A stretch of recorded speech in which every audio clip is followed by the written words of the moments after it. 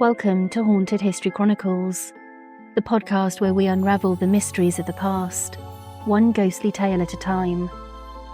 I'm your host, Michelle, and I'm thrilled to be your guide on this eerie journey through the pages of history. Picture this, a realm where the supernatural intertwines with the annals of time, where the echoes of the past reverberate through haunted corridors and forgotten landscapes. That's the realm we invite you to explore with us.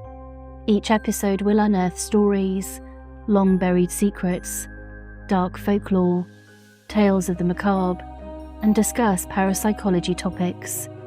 From ancient legends to more recent enigmas, we're delving deep into locations and accounts all around the globe, with guests joining me along the way. But this podcast is also about building a community of curious minds like you. Join the podcast on social media, Facebook, Twitter and Instagram, to share your own ghostly encounters, theories, and historical curiosities. Feel free to share with friends and family. The links are conveniently placed in the description for easy access. So whether you're a history buff with a taste for the supernatural, or a paranormal enthusiast with a thirst for knowledge, Haunted History Chronicles is your passport to the other side. Get ready for a ride through the corridors of time, where history and the supernatural converge.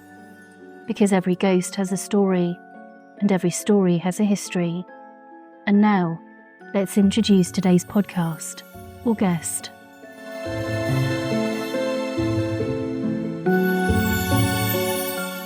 Welcome to Haunted History Chronicles, where the veil between the past and the present grows thin, and the stories of old come back to life.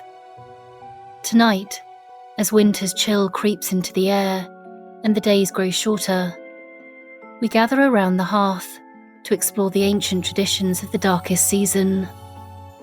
Long before the warmth of Christmas lights and festive cheer, our ancestors told tales of spirits, devils, and the supernatural, of restless souls and sinister forces that stir in the long, cold nights of winter. In this special Yuletide episode, I'm joined by folklorist and historian Amy Boucher, who will guide us deep into the eerie heart of Shropshire's winter folklore. Together we'll uncover the forgotten superstitions, chilling ghost stories, and devilish legends that haunt the holiday season, exploring what it is about the dark months of winter that brings out tales of spirits and figures like Old Scratch from the shadows. We'll explore how these ancient traditions reveal the fears and beliefs of people living in the harsh, unforgiving winter landscape. So grab a warm drink, settle into the glow of the fire, and prepare for a festive journey into the haunted traditions of the winter months. From the phantom apparitions said to appear on Christmas Eve, to the devilish figures lurking in the shadows of Shropshire's countryside, we'll explore the region's rich history of storytelling and ask what these tales can tell us about the Yuletide season and the human fascination with the unknown. This is your guide to the dark side of Yuletide.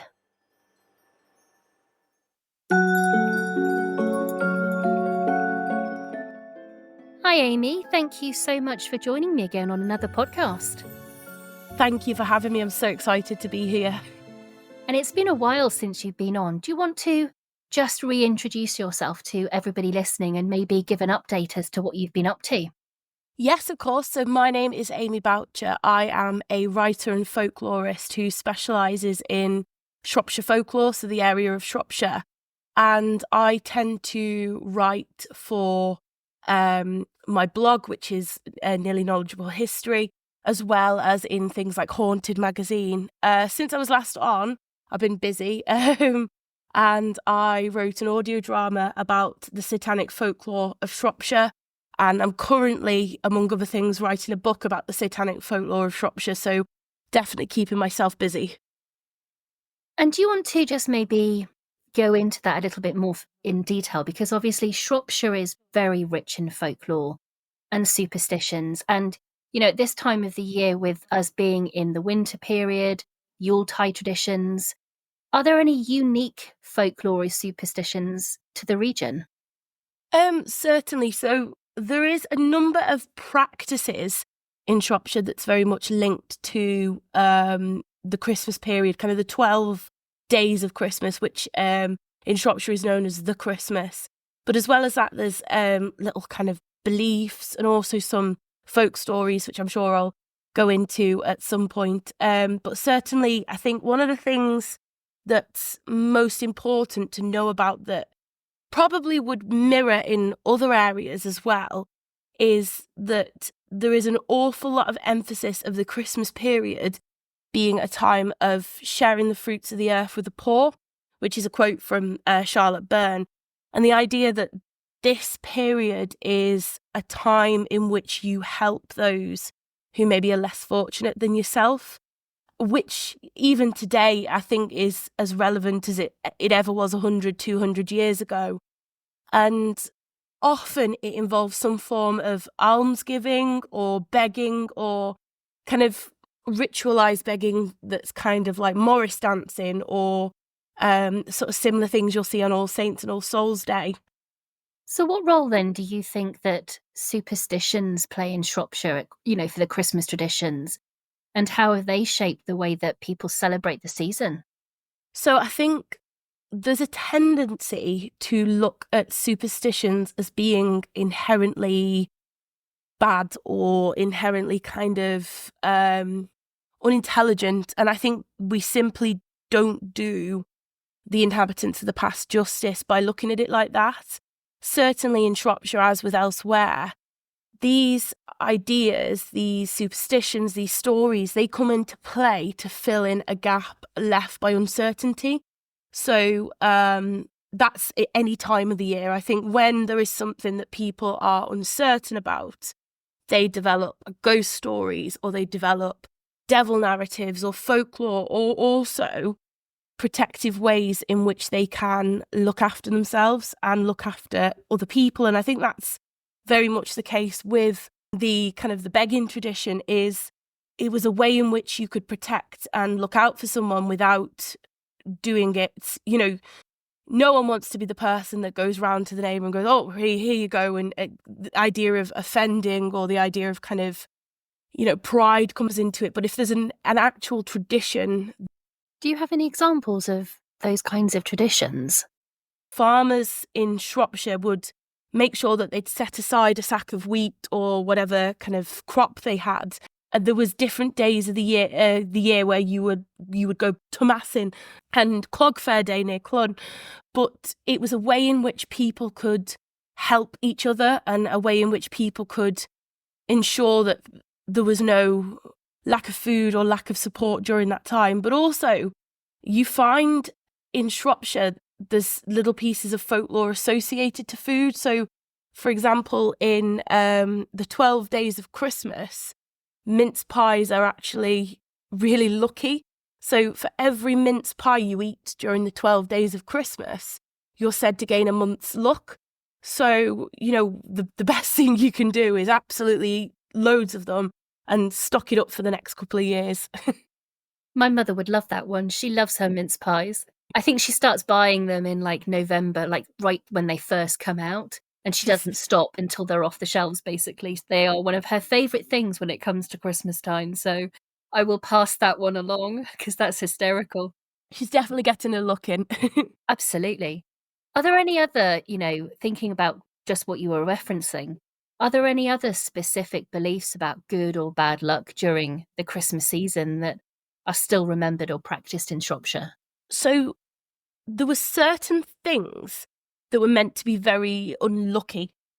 So we're talking at a time when a lot of these folk beliefs that I'm going to be discussing come from kind of the 18th, 19th century. We'd had the advent of industry in areas such as the Shropshire coalfield, where I'm from, now known as Telford. But a lot of Shropshire was still very agrarian. So there was certain folklore that was very, very attached to animals, to farmyard kind of jobs and that kind of thing. So, for example, during the 12 days of Christmas, we'll see this quite a lot. how important the 12 days were, but during the 12 days of Christmas, farm animals should be rewarded for their hard work, which I think is lovely. They should be fed with extra portions of food and kindness, given kindness, but also you shouldn't use your horses or whatever animal you use to plough during the whole day, 12 days. So I don't know whether that was just kind of because there was less work to do during that time, or potentially even that it was an excuse to have a little bit longer off work. But it was seen as very unlucky to plough using horses during the 12 days of Christmas. If you did that, you were inviting kind of good luck into your life. And also, if you were not willing to look out for the animals and you were not willing to show them that kindness, it was deemed unlucky as well.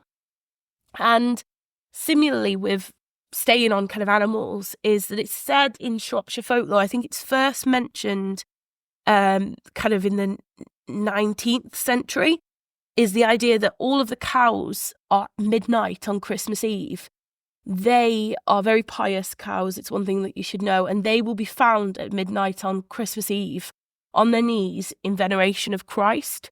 So that might be something that is quite fantastical and that you'd quite like to see, but it's actually very unlucky to do so, because if you happen upon these cows and you see them in that act of veneration, you could actually risk going blind or having bad luck befall you.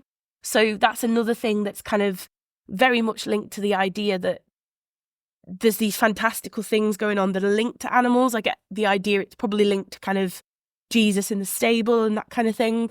So how do traditional Christmas customs in Shropshire maybe reflect those ancient pagan or pre-Christian beliefs about the changing of the seasons and the winter solstice? So there's two strands, I think, to Shropshire folklore. There is an awful lot of our folklore is very, very recent. I'm an ex-medieval history nut. I still love it, but so when I talk about recent, it's probably not like the 70s. It's it's just not the medieval period. So a lot of our folklore in Shropshire is kind of 17th, 18th and 19th century in origin, and then continuing into the 20th century. But there are things that feel very symbolic and feel very linked to a older kind of pre-Christian idea. So, for example, there's the idea of the kissing bush, which was a bunch of evergreens and mistletoe that were kind of brought into the house. And you've got all the symbolism of mistletoe and evergreen plants that are linked to kind of the Holly King and those kind of ideas, and things probably that are even more pre-Christian that we don't have a name for anymore. And as well as that, I think even things like the ritual of cleaning, in Shropshire, you have to clean your house completely before Christmas. And that's head to toe, top to bottom, even things like cleaning the pewter to make sure that everything was clean and was cleansed. And I think it kind of links to that idea of not only like spring cleaning and deep cleans, but it's that idea of cleansing the household of anything negative in order to bring forth the new year. And even things like we are told in certain references that if you don't clean the house properly, it could invite witches into it. And, you know, if you anger the household spirits, the brownies, they will be bringing bad luck. But if you please the household spirits and brownies and anything else that dwells in your house, they will actually protect you, and they'll protect the house during the most spiritually vulnerable time of the year. And as well as that, you've got ideas around the holly being very lucky. Holly and ivy was collected in abundance, probably not always legally. And they were stuck everywhere from kind of, I think it's in Charlotte Burn, we're told, from the window panes to the candlesticks. And this mistletoe was meant to be preserved and left in the house and only to be replaced the following year. And that served as a token of good luck for the household. So even though there's not as many obvious pre-Christian kind of ideas, and a lot of our stuff does come from a lot later, there are things that I think always have the same symbolism. Holly and mistletoe has the same symbolism. The idea of cleansing is very symbolic and will have always been symbolic. So I certainly think those pre-Christian ideas are a little bit harder to find in Shropshire than other places, but once you start to peel away, you start to find them. And obviously you've touched upon already how, winter is very much a season often linked with ghost stories. Could you share maybe some of the traditional ghost stories that Shropshire has, or legends told during the Christmas season? Yeah, of course. So Shropshire has some stories that are linked to, we're told, either the Christmas period or dark winter's nights, or the sort of loosely allude to Christmas.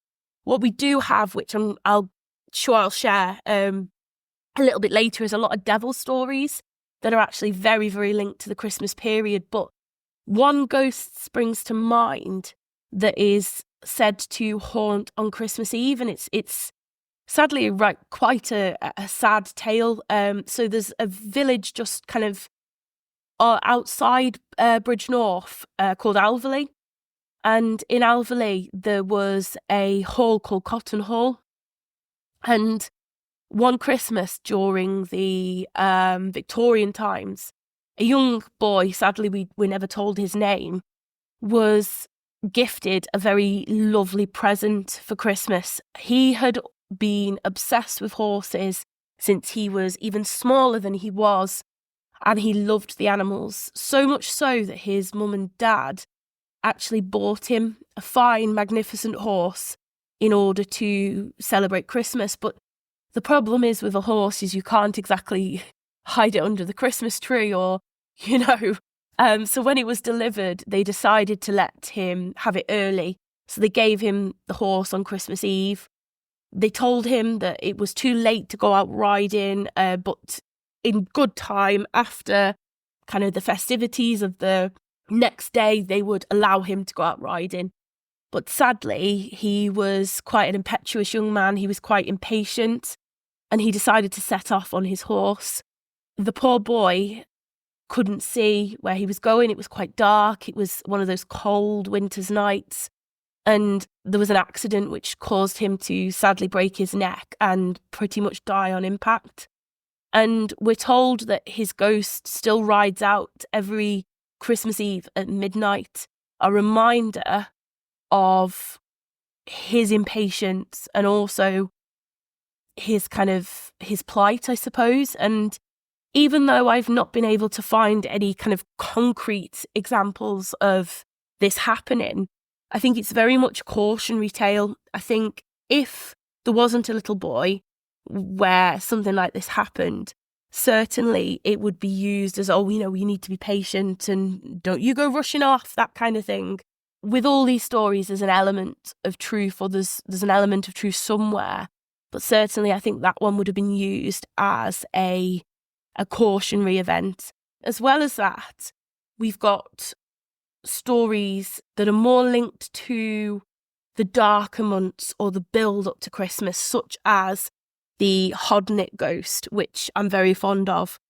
And Hodnet is kind of in North Shropshire.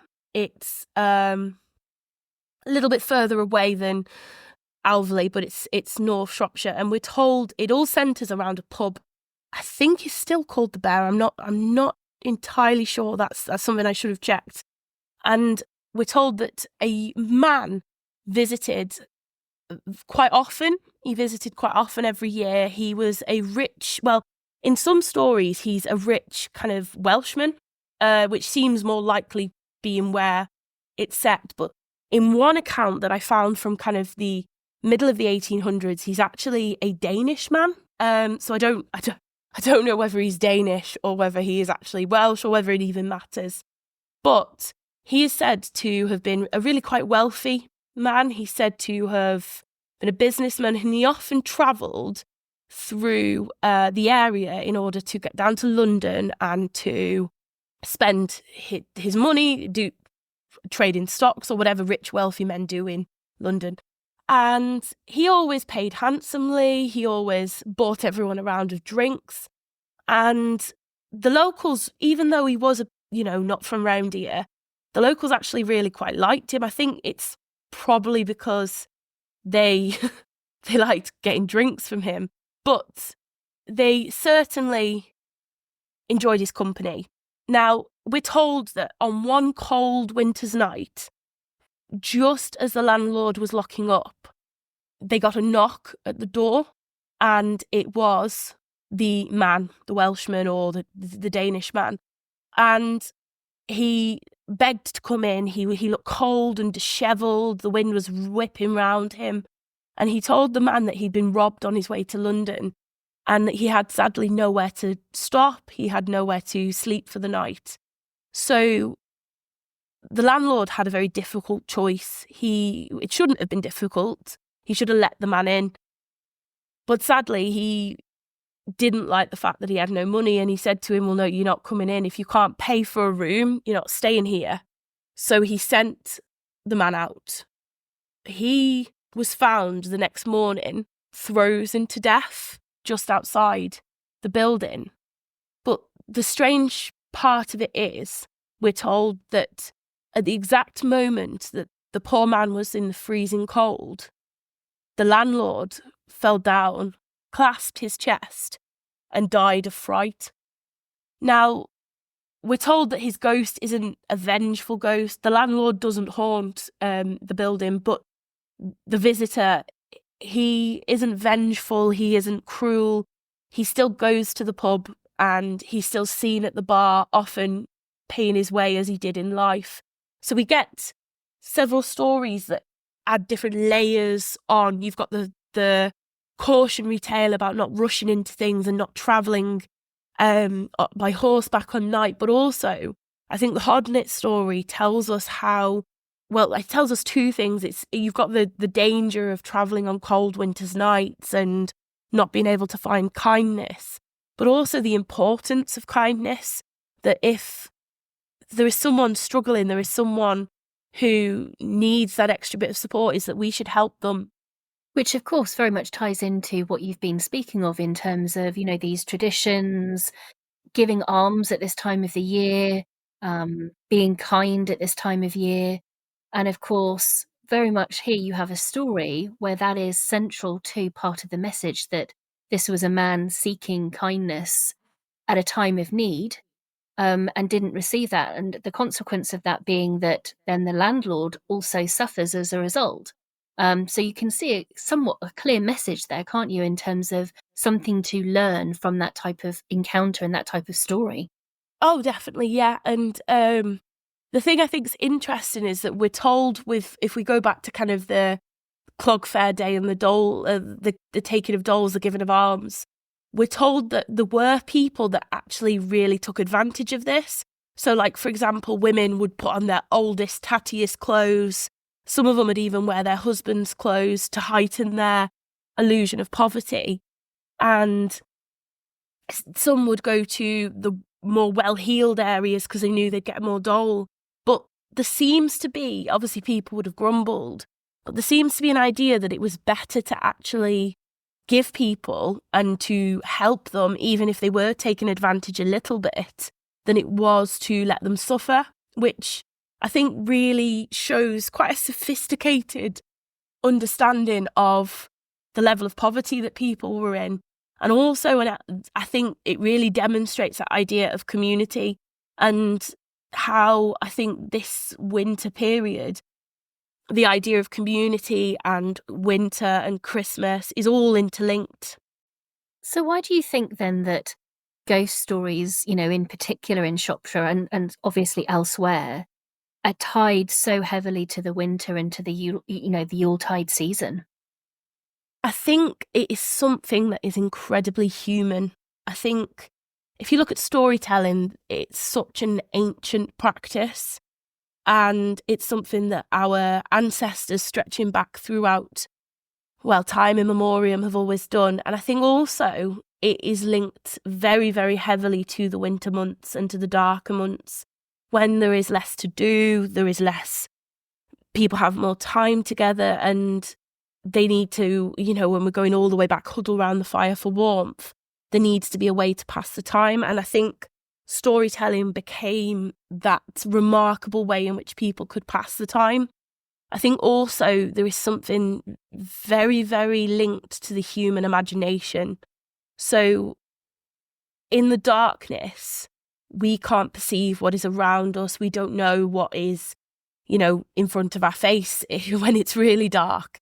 And I think that really unlocks something in the human imagination. It allows us to create up all these fantastical ideas and these fantastical, stories. And it gives us an opportunity to create a world amidst that darkness. So I think it is very human. I think it is something that might even be linked to people having more time on their hands. But certainly, I think at its very core, there is something very human and very real about it. I think it is linked to what our ancestors were doing all those years ago, and we still do it now.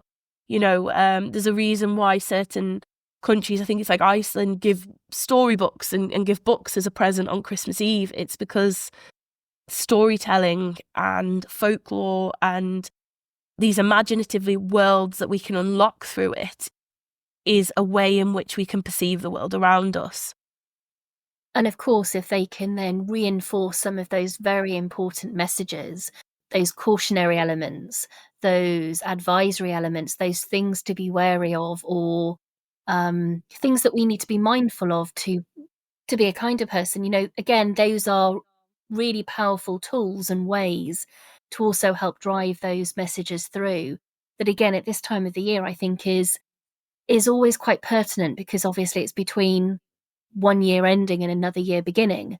So again, a perfect opportunity to take stock, to look forward, and of course have stories that help you to maybe evaluate you as a person and what you want to be and how you want to be going forward.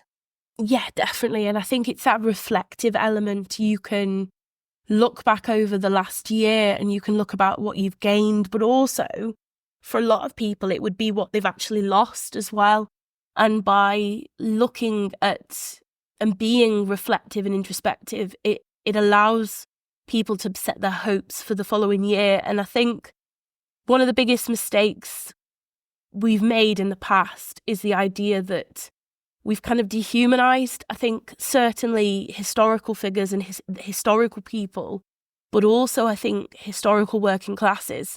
If you look at your average hopes and dreams and your wishes and your wants, people in the past had exactly the same feelings. Hope doesn't change regardless of what century it's in. Wishes, luck, hopes, dreams, all of the human experiences we have now, people in the past would have had. They might not have called it New Year's resolutions, but they might have gone, well, I'm going to do this next year. And I think there is something very special about this period. Perhaps it's the darkness, perhaps it's, the coldness that makes us look inside as well as looking outside. So are there any famous ghostly apparitions or hauntings that Shropshire has that are said to be, particularly active around Christmas or the winter months? So there isn't actually as many in kind of winter as you would necessarily expect. There are several that are, as I said previously, that are linked to kind of these darker times. So like the Hodnett story is one of them. Alverley's boy ghost is probably one of the ones that's the most kind of grounded in the actual time with that happening on Christmas Eve. But a lot of our apparitions are quite fluid, really, in Shropshire. And I think if they were tied to a date or a time or that kind of thing, it's been forgotten to modern audiences. We have one or two that are maybe linked to Easter or to kind of around the different solstices, but there isn't anything majorly that is a Christmas ghost in the same way Jacob Marley was or something like that. So, but what we do have are devil stories that are linked to this period, kind of the traditional 12 days of Christmas period. So do you want to kind of go into that a little bit more in terms of, you just referenced how the devil can feature in winter traditions. Are there similar, sinister figures? How do these types of stories come through in the traditional storytelling? So in Shropshire, so the devil isn't unique to Shropshire folklore. He can be found all over Britain and further afield. But what I will say is that in Shropshire, there seems to be a real abundance of stories. He has a real proclivity for the region. And he's left his mark on kind of places from the Devil's Chair to kind of cultural narratives and the ideas around very much certain areas. The devil in the Shropshire context isn't directly linked to kind of the idea of the Abrahamic devil. Certainly he's been influenced by Christian ideas, but he is a creature of multitudes. He is almost quite human in his portrayal. He very much picks up a lot of our characteristics, our follies, and he is a creature of kind of extremes. So he's a trickster and a tempter, yet he can be a moralizer. He could be absolutely absurd in some stories, but also incredibly kind of human. And also, it's worth knowing that the devil of each community is incredibly different. So the devil of the industrialised landscape, similar to where I grew up, that is a very different devil to the agrarian devil. And I think that Shropshire's folkloric devil, or as Old Scratch as he's known, should be seen as a empty vessel. I think he should be seen as something that embodies the human experience, and that he's not powerful because of like traditional ideas about good and evil, but instead he's powerful because people have believed in him and they've acted upon this, weaving those narratives across the centuries that we're looking at. And also, I think the devil is a conduit, at least in Shropshire's case, for whoever speaks his name. So, for example, the devil of the industrial landscape is often linked to the physical landscape, like the smoke and the fog and the flames, or the experiences of poverty. Whereas the agrarian devil is very different. He's linked to farming, he's easily outwitted, he's a bit, to be honest, a bit stupid. So I think we have this figure that is familiar enough for people to recognise. We all know what the devil is. We all know, even if we're not Christian, the red guy with the horns who's evil. But he's creative enough, or you've got enough creative license to be able to pour into him whatever your community is experiencing. I think it's a fascinating aspect of folklore and storytelling, the differences in the portrayal of the figure from region to region, and how they can have such different meanings and subtleties, and very much used, like you said, as as a driving force, this empty vessel, to be what it needs to be as part of that storytelling, to explain something, or to again push home a message and an aspect that is central to that area. And again, how that can morph and change and shift from person to person and place to place. And I think we lose that because of the references that we have today with devils and devil storytelling and so on and so forth. But actually, there is a real history to this, which is really rather intriguing.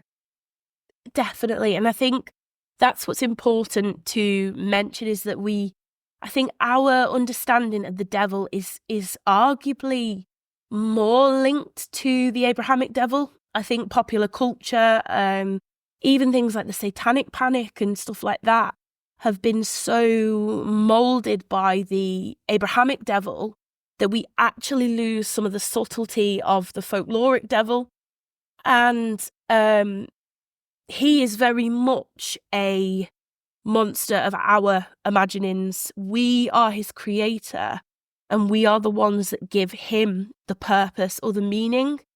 And that changes, I think, definitely from storyteller to storyteller. I think, some of these stories would have been told to pass the time at the pub, as we'll see, and some of them would have been told to children. And depending on who told the story, it would have had a very different meaning. But certainly, he is, I would say, the Lord of Winter in Shropshire. He is most active in the darkest months. And I think that links to the idea of the uncertainty of what's, beyond your patch, your home in the darkness. But he certainly has more power during this time. And I was just going to say, that's certainly something, again, that you see from region to region, that there seems to be more of these stories involving the figure of the devil in the winter periods than elsewhere in many other locations, where he just seems to wander, to inhabit this space. And I think the way that you just described it as the Lord of Winter is a really apt one, because it does seem to be something that is reflected in other regions as well. That winter, that season of, hunkering down, darkness, open space, the cold nights, the bitterness of the season, does seem to be a time when this type of storytelling and this figure appear more frequently, which is fascinating. Yeah, I think there must be something in our minds that links this period to him. And I think he is he's more than a stock character, because he's got such a human twist, but he is, I think the best way to describe it is an empty vessel. You are able to pour in to the devil whatever your fears are. And if your fears are literally of the dark, and the darkened world around you, the winter months, how you're going to, survive the winter months, then the devil is the perfect conduit for it. And you see that in, there's a story that's set around Yockleton Park, and it's a more of a agrarian kind of story, because it's set on a farm in that area. And we're told that there's a farmer, he's got a family, and one kind of harvest time, a Welshman knocks on the door and asks for work. Now, that's nothing kind of extra special. Itinerant workers were very, very common during, well, probably as long as there's been farms, but certainly during the 19th century, itinerant workers used to travel all the way through Shropshire. And this Welshman, he's known only as the Welshman throughout the story. We don't get his name. I think the epithet of the Welshman is to mark him as very different to the Yockleton family. But he's an incredibly good worker. He stays for the season, but then he decides to stay on at the farm over winter to get kind of odd jobs and that kind of thing. And the family are very happy to have him. He serves essentially as a bit of a butler for them, doing odd jobs and kind of keeping the farm ticking over through the winter months. And he does that for actually 2 seasons. He stays there for all the way through from planting to harvest. And for his second Christmas is when the events are said to happen. So everyone was in bed. It was those dark, strange kind of days between Christmas and New Year. And they were suddenly awoken by the sound of a great dragging noise and the persistent rattling of chains. Now, these weren't the sort of chains that are day to day, the ones that you're likely to see. These were great, heavy chains, really deep, resounding noises that woke the whole family up with a start. So they thought at first somebody must have been breaking into their home. So they gathered the household staff, included the Welshman, and they asked them to go and check downstairs. But when they checked downstairs, nothing had moved. There wasn't anything out of place, and that just confused everyone further. So the Welshman, he started to act a little bit strange, and the family were a bit concerned why. He wanted to go outside he was desperate to go outside, and he told them it was just a check. He said the only way they can be sure that there was no one around was if they let him go outside and check.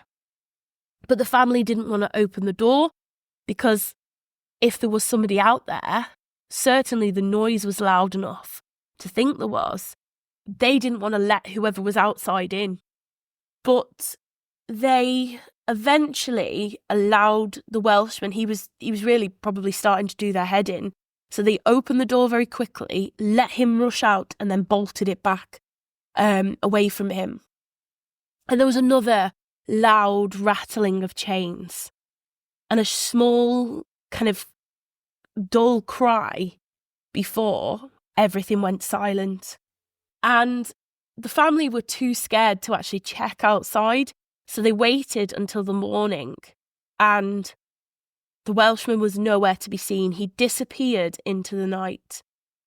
And this is where I think Charlotte Burns shows her being a Victorian woman, her sentiments, because she says that the strangest thing is that the Welshman never came back to claim his wage. And she mentions the Welsh love of money, which, is very of its time.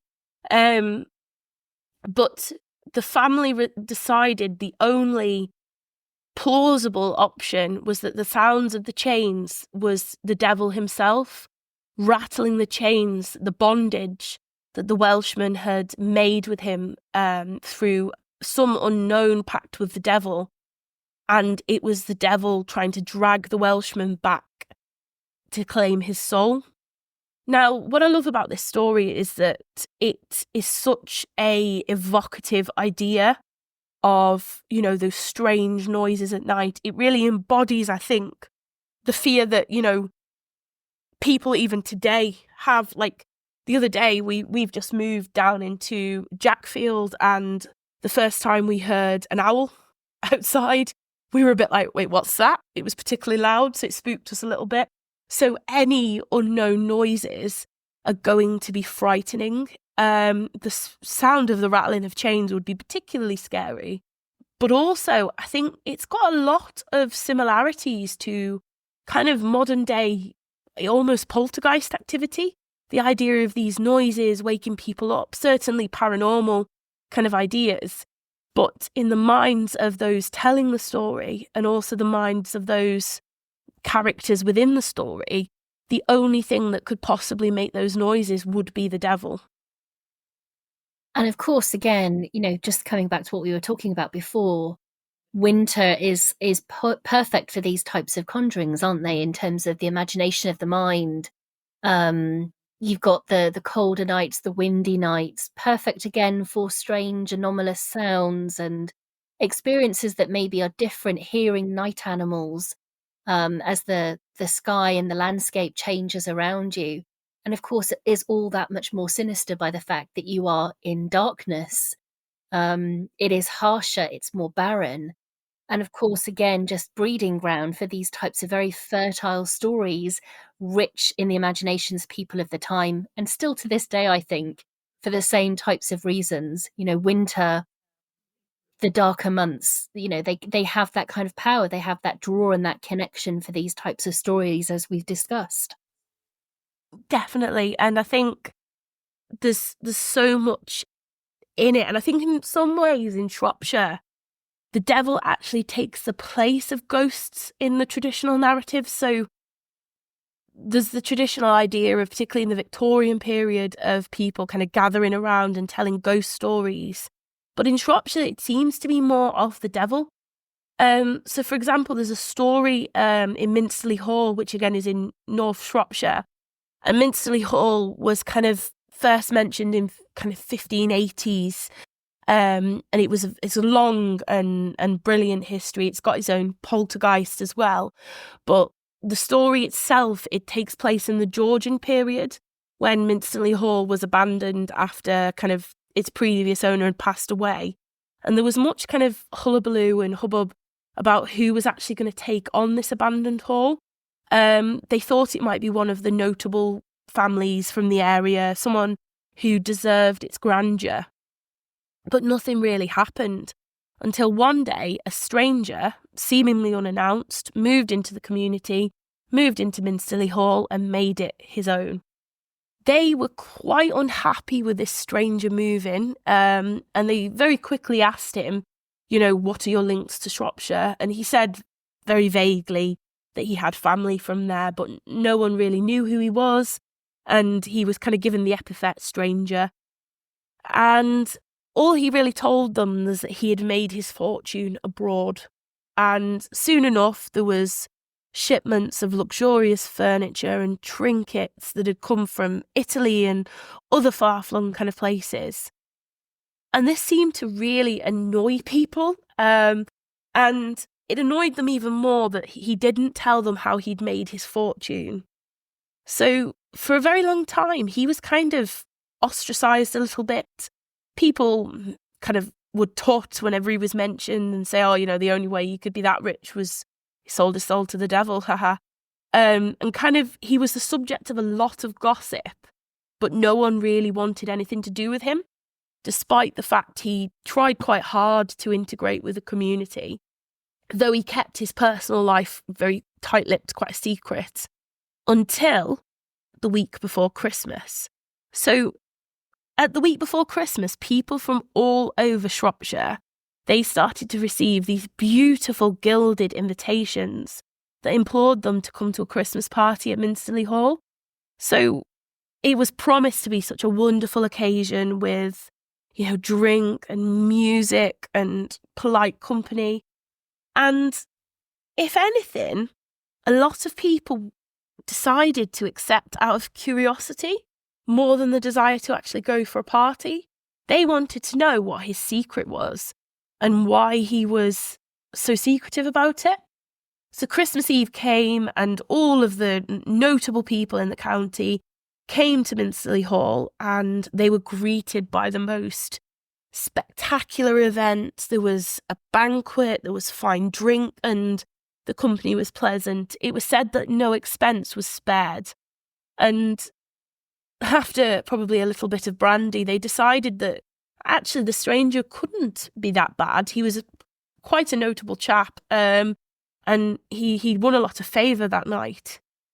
So there was an evening of a lot of merriment and joy, and then the ladies went to retire to the music room, and then the men went to go to the drawing room to smoke and play cards and do whatever men do. And they were having quite a merry time, enjoying themselves, until they were interrupted by a great unholy sound that echoed across the whole property. And it seemed to be coming from a great avenue of trees that kind of led up to the house.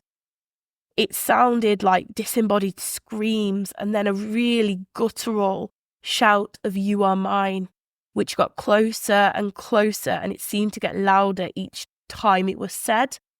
One of the things I think is hilarious is in the account we're told that there was great panic in the men's room. We mentioned how the women were, and a lot of them actually scattered. There was some more stout-hearted chaps. They looked out of the window and they were greeted by a terrifying sight.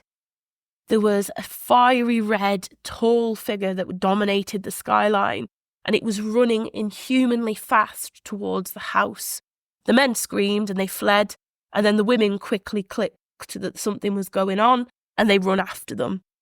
And the guests are said to hide in the hedgerows, and they watched this great, awful figure, kind of blurry red shape, engulf the whole house in red gold flames, which, as you can imagine, quickly put play to the merriment. People were stood there and they were absolutely suspended in disbelief. They didn't know what had happened, and honestly, it was probably quite shocking, but they quickly noticed that the stranger wasn't among them.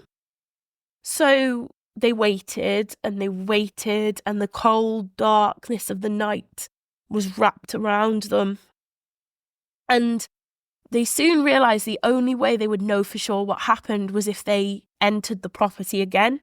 So a few brave souls entered and they were greeted with an absolute mess. There was all the finery scattered everywhere, shards of glass and broken chinaware. Big heavy wooden furniture had been thrown around the building like toys, and there was great angry splinters of wood that were stood up imposingly. Now, for after a while of searching, they found the remains of the stranger. He lay broken underneath a large overturned table. Now, his body was covered in these three great gashes, and the worst had nearly torn him in two. And perhaps the most chilling thing about their find was that there was a great sharp talon, as black as pitch, embedded in the dead man's eye. And they panicked, they run away, and they come to the conclusion that they'd been right about the stranger all along, that he had sold his soul to the devil. And that night, on Christmas Eve, Old Scratch had come to claim his prize.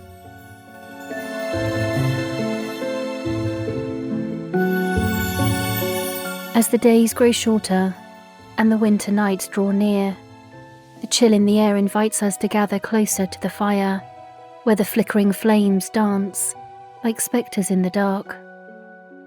It's during these colder months that our spectral journey deepens, revealing even more chilling tales and unsolved enigmas.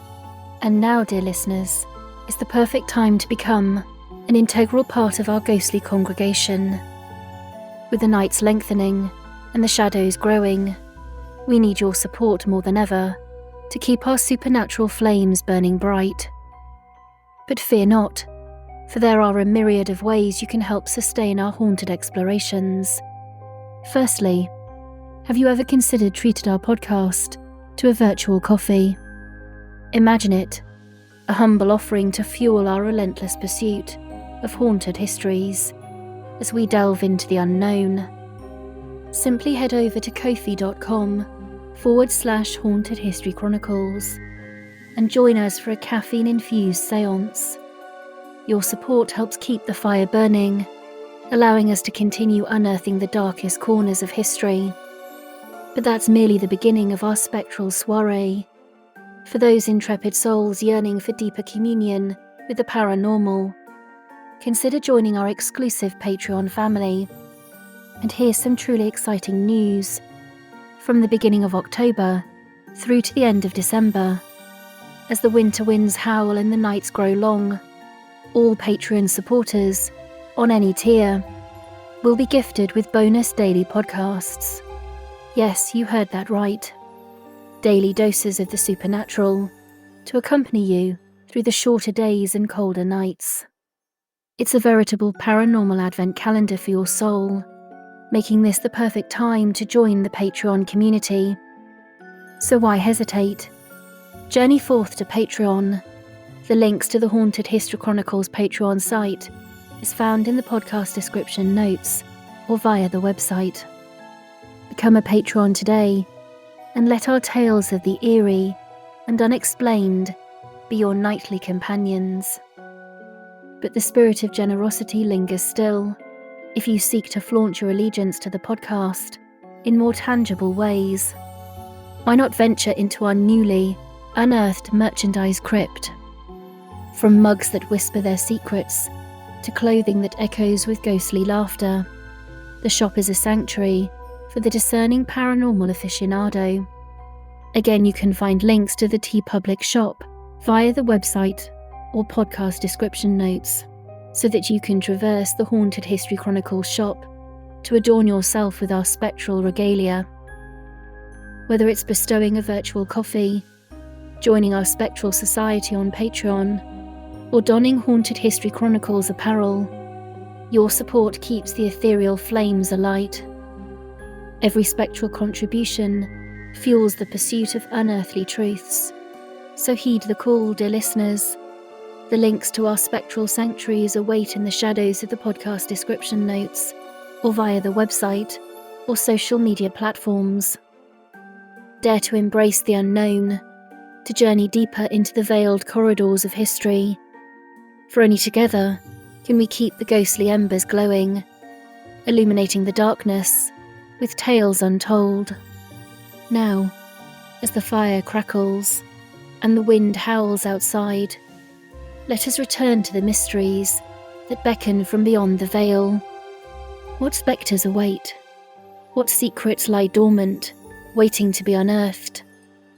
Let us venture forth, for the journey into the unknown has only just begun.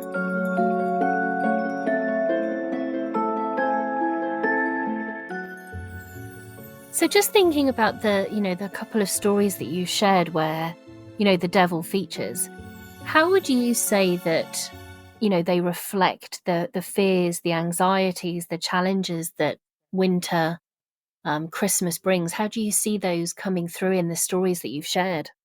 So I think in the first story, there's the idea that it's that classic kind of idea of what goes bump in the night. And I think that's amplified by the winter, by the darkness.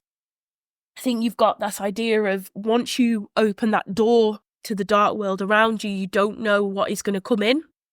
And that could be supernatural, or it could be natural. You don't know who is on the road. You don't know who is about. With the Christmas story, The Devil's Talon, I think it's a little bit more linked to the idea of the stranger than necessarily the Christmas period. I think the Christmas period is more of a plot device that allows them to kind of give the stranger an excuse for a grand banquet. But it's that idea that this stranger has come into the rural community. He has really upended the old order because he is quite guarded about how he's made his money, but one can assume it's new money rather than old ancestral money. He's bringing in all these things from other places, and he ultimately has sold his soul to the devil in order to be there. There are other stories that I think are very linked to Christmas period. So the boat inn, I think I actually mentioned this story the last time I was on on your podcast, but the boat inn in Jackfield, it said that one evening the devil visited, and the boat inn's a lovely little pub. You can still go now. But in 1896, we're to believe that the devil went for a pint, and he was flirting with the barmaids, and he was, talking big, and he was gambling with people, and he was challenging a lot of people to card games.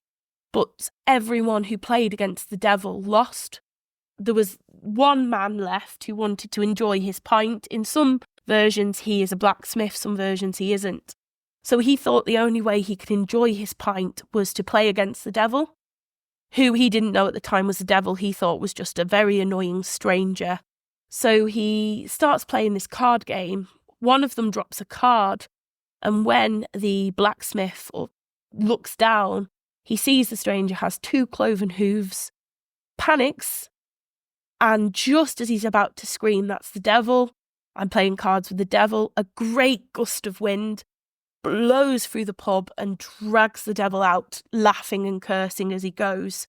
Now, I think this story on the surface is quite comical, and I can imagine someone telling it literally in the boat inn, really emphasising their gestures and really bringing the story to life. But when you look at the area, particularly around Jackfield, in the Victorian time, it starts to give some insight into the anxieties of different groups of people. So Jackfield was described during the Victorian period and the Industrial Revolution as having all the trappings of a port town.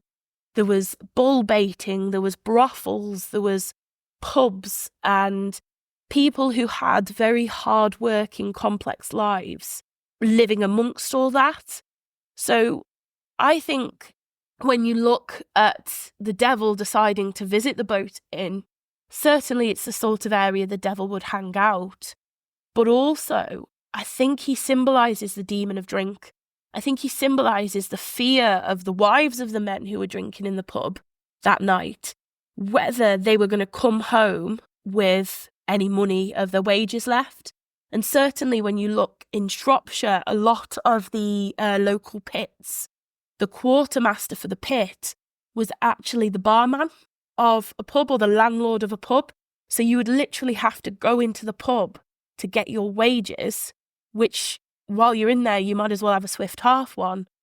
But in this sense, the devil is symbolising the fear of poverty, of is my husband going to come home with any money? Are we going to have enough money to live through the Christmas period? How are we going to pay the rent, put food on the table? And he's, as much as he's a comical figure in this story, he is an incredibly powerful one. And what an evocative way of kind of sharing that and kind of seeing that anxiety, because here the very hand that feeds you is also the very hand that then offers you temptation by, this is the place where you have to go and collect your wages that sustain you and your family, but in itself is in a place of temptation and possibly leading you down into paths that are going to set your family back a little bit. So again, a perfect way of demonstrating and acting as a vessel for those fears, that anxiety around what that could potentially bring. It's brilliant.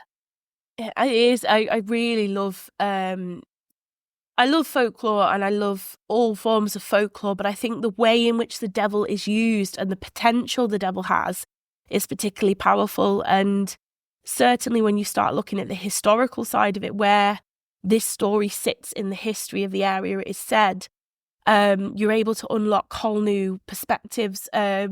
Even things like, as a result of the demon of drink, you've got a lot of teetotal movements operating around the 1890s in the Japfield Ironbridge area. So you've got another slant on it, is this story to emphasise the teetotalist movement. And I just think it's fascinating. And the exciting thing about it is that all of these things are as relevant, because with folklore, what the story means to me might be very different to what the story means to someone else, but it doesn't mean it's wrong, because, every time this story is told, it's told in a slightly different way, even if we're reading it from, verbatim from a book, and we're allowed to share our own slant on it. So just kind of thinking about the various stories that you shared, the devil stories, the ghost stories, the superstitions, how would you say that they reflect maybe the region's relationship with the supernatural? I think they are an insight into that uncertainty. I think certainly there was a belief in the supernatural. It's hard to quantify such a belief. As with anything, it's hard to quantify belief in, UFOs now or ghosts now. But I think we can safely say that there were people who believed in the supernatural forces. There were people who would, hang rowan wood crosses outside their door to protect their house from witches, or, draw patterns on the hearth to keep the devil from coming through the chimney. But also is a way in which people can add meaning to the uncertainties of life.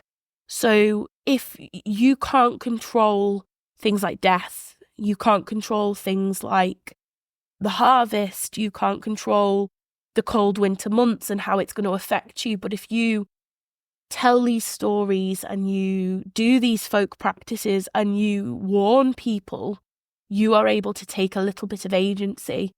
And you are able to protect yourself, even if you're not actually doing anything to protect yourself, you're able to feel like you are. So I think there's a massive part of that.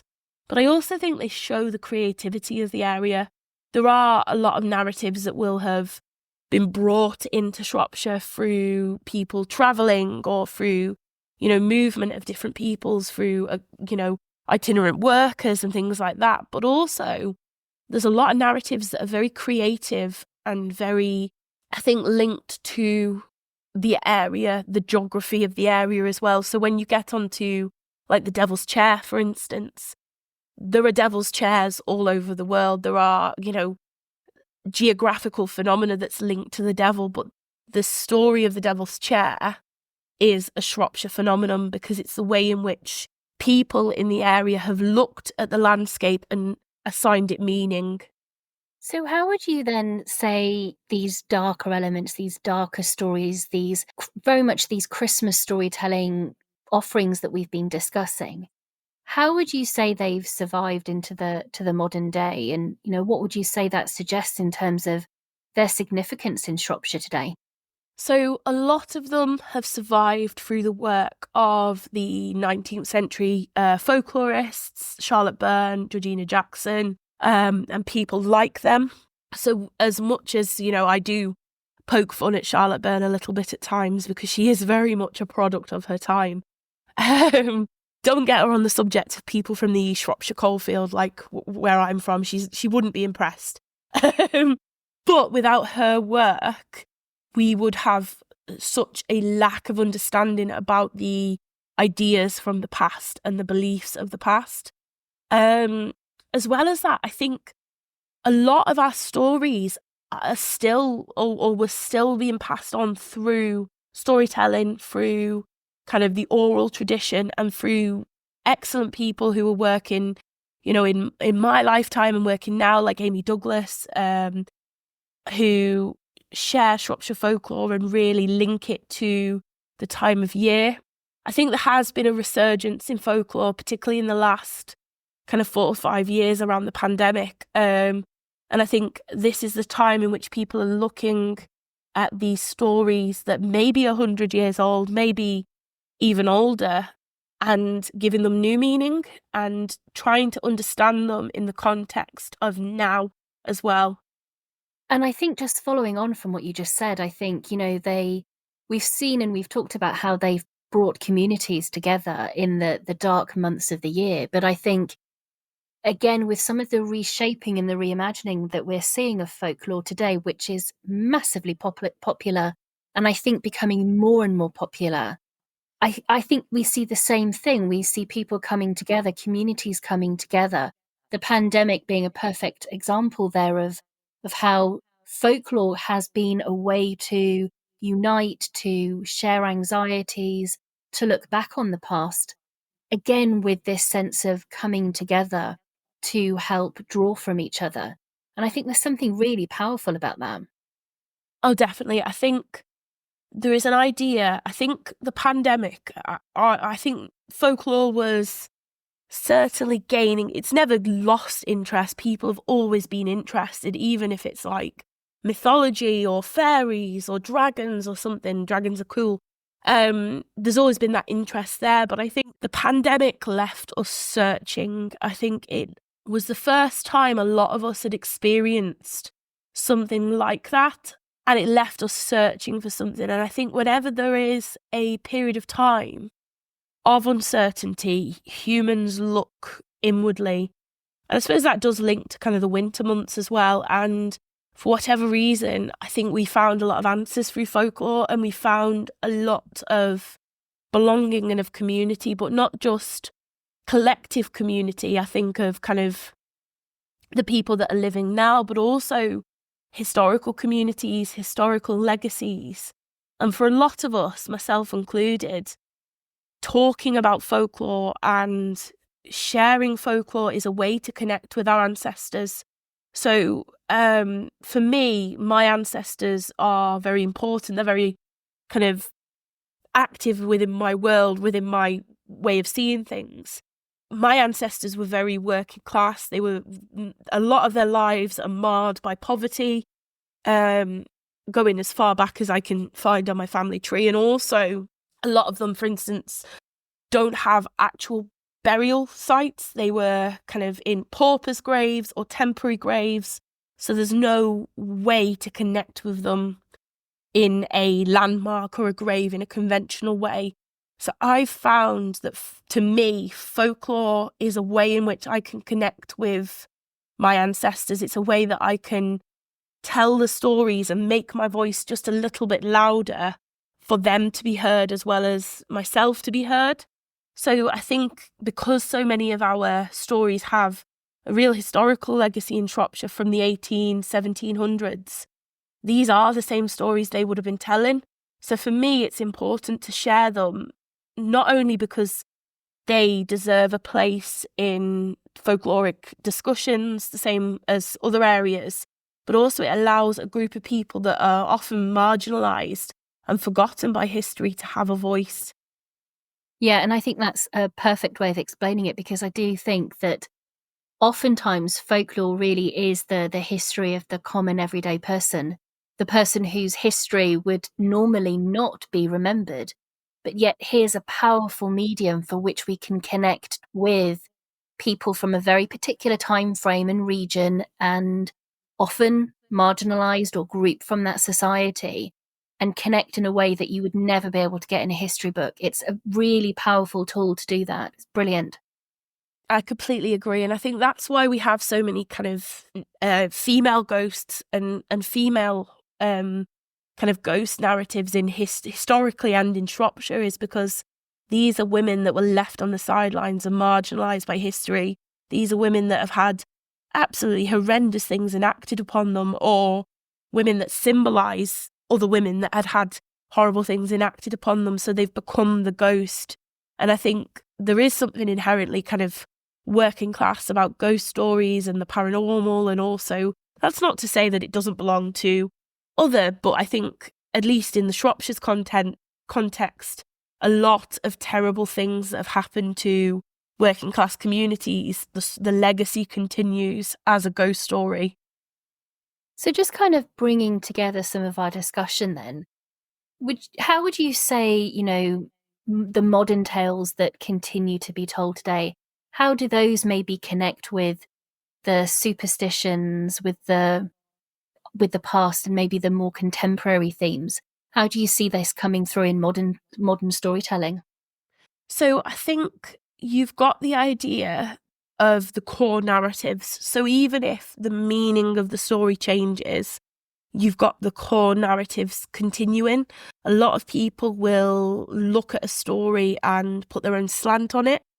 For instance, there's a lot of ghost stories in Shropshire that are reworked, or there's just been a wonderful production in the area of different ghost stories being retold through different settings and different ways.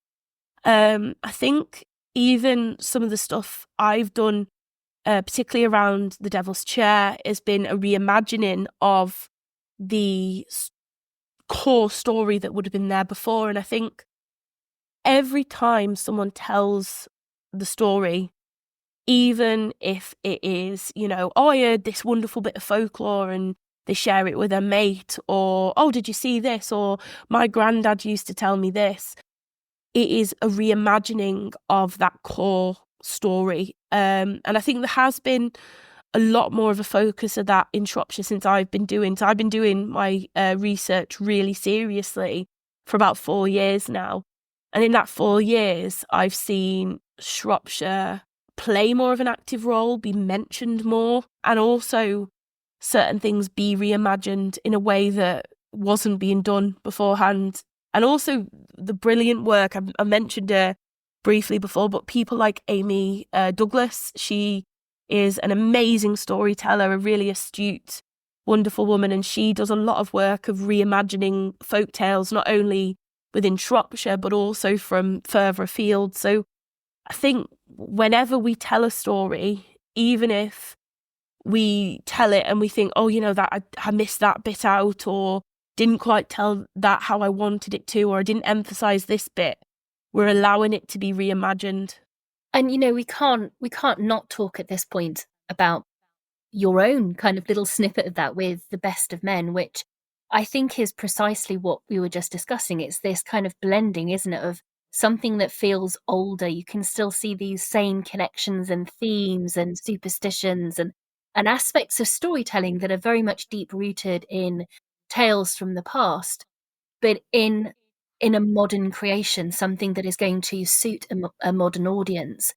Do you want to just tell people a little bit more about The Best of Men and the writing behind that, and the project, and how they can listen to it?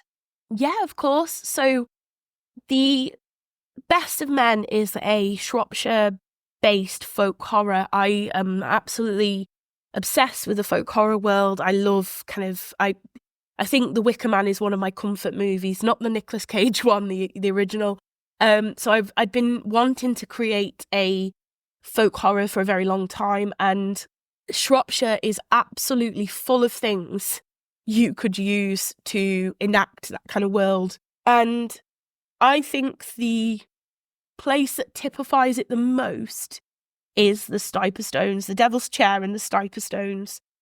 So that is the centre. That's where the audio drama really originates, is centred around. And the Stiper Stones has a number of different bodies of folklore, particularly about the devil. The devil was said to have created it. So he was walking one day back from Ireland with a apron full of stones, and he wanted to dam the River Severn as usual. He seems to really, want to flood the area, but the apron strings break, the stones scatter, and you have the Stiper Stones. And he's said to sometimes be jumping up and down on the stones, trying to push them to earth. And if he succeeds, the end of the world as we know it will happen. But the piece of folklore I focused on most for the Best of Men was the stuff that is centred around the 21st of December. And that is said to be the Devil's Night around the Stiper Stones. So on the 21st of December, sometimes it's referred to as the winter solstice as well, the devil calls forth all the ghosts and the wicked and the worst people in the area and as far away as Wales, we're told. And he calls them to the Stiper Stones for a great black mass, a night of merriment and wickedness. And that culminates in him voting the king or queen of evil for the year. And we're not told really what you get if you're voted the wickedest person. I like to think that it's kind of like a Burger King crown or something.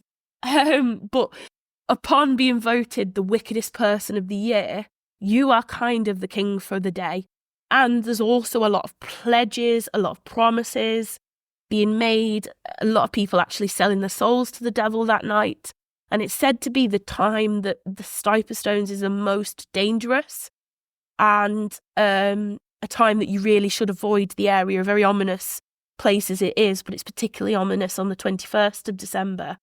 So the idea really was centred around the folklore of that. But I think I'd been watching a lot of kind of ghost shows, and you know the ones where it's very much like, oh, a demon around every corner, and oh, that was a demon, and that was a demon, and they're very good entertainment.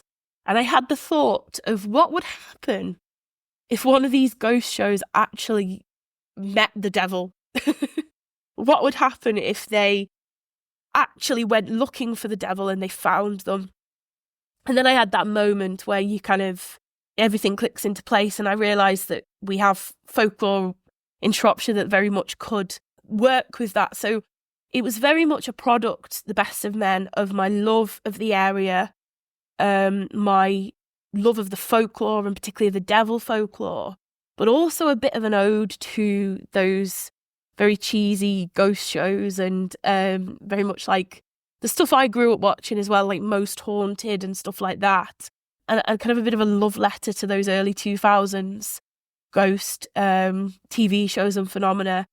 And really, it's about that. It's what would happen if the devil actually showed himself. And there's twists and turns and that kind of thing. But it can be heard if you search the Best of Men, Alternative Stories and Fake Realities podcast was the producer. And it can be found on kind of all streaming sites and also their website as well. I mean, it's divine writing. I wouldn't expect anything else because it comes from you, but Thank you. It is such a joy to listen to, because it really does touch all the notes, or touch upon all the notes that we've been talking about. And it's just one of those very immersive experiences that I think is just so overwhelmingly good in all the good ways. When you want those hairs on the back of your neck, or those moments that just give you pause to think and reflect. I mean, it's just a really, really fantastic listen to. So I would very much recommend it. And of course, I'll make sure to add the links to the narrative into the podcast so that people can take a listen. to the audio of that, and of course add it to the website so that if they're wanting to follow up by taking a listen, then they can do so, because it's incredible. Thank you. That means an awful lot to me. And of course, I will also make sure to include all of your links as before. So if people want to, again, come and look to see what you're offering in terms of your blog writing, if they want to just follow you on social media to see what you're up to, then of course those links will be very easily signposted to people on the website, and again on the podcast description notes. Brilliant. Thank you. And Amy, honestly, it's always such a pleasure to chat with you. I never ever come away from a conversation with you, or reading something that you write for your blog, or just seeing a little snippet of something that you share on Twitter. I never come away not having kind of had a really good chat, or a really good, that's incredible, or just a moment where I take my own moment to pause and to think based on something that you shared. You are just fantastic to chat with. So thank you so much for your time to come along and share your knowledge and your passion about Shropshire and Christmas, and the devil stories and the ghost stories and the things that are at the heart of this time of year for the region that you love. Thank you. And thank you so much for having me again. It's been wonderful. It's any excuse to talk about Shropshire I jump at, but particularly with yourself. Honestly, it's been so much fun, and thank you again, and I'll say goodbye to everybody listening. Bye, everybody.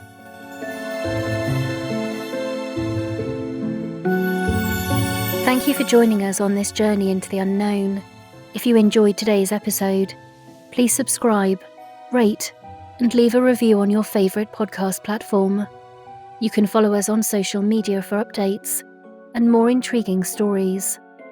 Until next time, keep your eyes open and your mind curious.